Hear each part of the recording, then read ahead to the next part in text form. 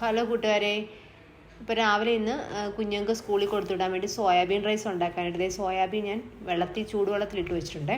അപ്പോൾ നമുക്കിന്ന് പുട്ടും മുട്ടക്കറിയാണേ. അപ്പോൾ മുട്ടയുടെ അടുപ്പ് ഇരിപ്പുണ്ട് വേകാനായിട്ട്. മുട്ടക്കറിക്കുള്ള സവാളയൊക്കെ നമുക്ക് കുക്കറിൽ നിന്ന് വഴറ്റിയെടുക്കാം. ഒരു കിഴങ്ങ് കൂടി ചേർത്തിട്ടാണ് മുട്ടക്കറി ഉണ്ടാക്കുന്നത്. അപ്പോൾ നമ്മൾ സോയാബീൻ തണുത്തിട്ടുണ്ടായിരുന്നു, ഒന്ന് അരിഞ്ഞെടുക്കാം. അപ്പോഴത്തേക്ക് കണ്ണൻകുട്ടൻ വന്നിട്ടുണ്ടായിരുന്നു കേട്ടോ. രാവിലെ അവന് ഇഷ്ടപ്പെട്ട ബ്രേക്ക്ഫാസ്റ്റ് ആണെന്നൊക്കെ നോക്കാൻ വരുന്നതാണേ. അപ്പോഴത്തേക്ക് നമ്മുടെ സോയാബീൻ ഒന്ന് ഇച്ചിരി മുളക് പൊടിയും മഞ്ഞൾപ്പൊടിയും ഉപ്പൊക്കെ ചേർത്തൊന്ന് ചെറുതായിട്ടൊന്ന് ഫ്രൈ ചെയ്തെടുക്കാമേ. അതുകൊണ്ട് ഒരുപാടൊന്നും ഫ്രൈ ആവേണ്ട ആവശ്യമില്ല.